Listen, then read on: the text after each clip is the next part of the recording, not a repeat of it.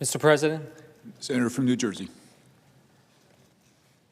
I have no words to describe just the absurdity of this moment and the dangers to our country and our union.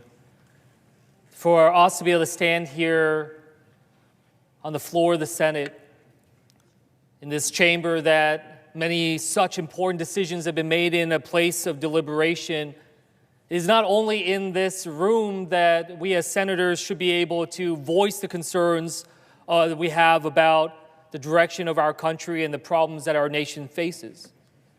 That we get to be sworn in as United States senators.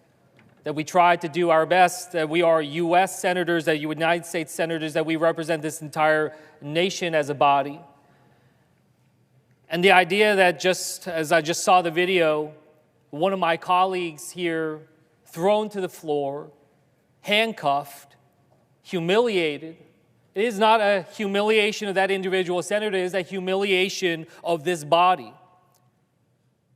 The shamefulness by which that was perpetrated. That Secretary of the Department of Homeland Security, shame upon those that instigated this, that followed through on this. It is something that all of us collectively need to stand against. This isn't about partisanship. It's about what does this institution, what does this body mean, and whether or not our words and our actions, as dictated by our oath that we swear to the Constitution of Article 1 as well, that lays out what our job is, that is very much under threat right now. And I feel for my colleague. I don't know what is happening right now. I hope that we are able to get greater clarity about that. But what we see and what we saw in that video transpire, I hope that is something that every American in this country sees. That they see the actions that have taken place. And as someone who has worked in other nations, I worked in diplomacy and national security, I worked in nations with authoritarian leadership, I never thought I would see anything like this here at home.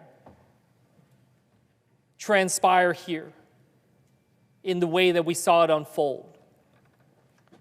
Again, the humiliation befalls our body as a whole. Now the question is, what will the Senate do to stand up for ourselves? And that is something that I hope every single senator is thinking about right now. This is not a time to put your finger up in the air and figure out which way the wind is blowing. To try to think through what type of reaction might come from the White House if we speak out against this. This is a time for us to stand up together and stand up for each other and for this institution. And not just right now, it's about what credibility do we have as a body going forward. And I know, I get it, I'm new here. I'm one of the newer members here. I came here, I wanted to serve in this body because of what it stood for.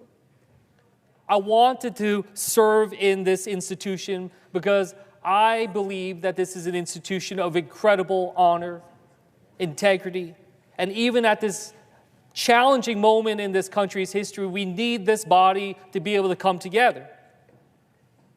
So I call on all of my colleagues on both sides of the aisle to condemn this action, to stand united with one voice, standing up for ourselves. Otherwise, we will just cast ourselves to the margins of irrelevance in this nation right now. What point is it for us to stand up and show up to work every day if this is the kind of treatment that can befall any of us in this day right now in this country?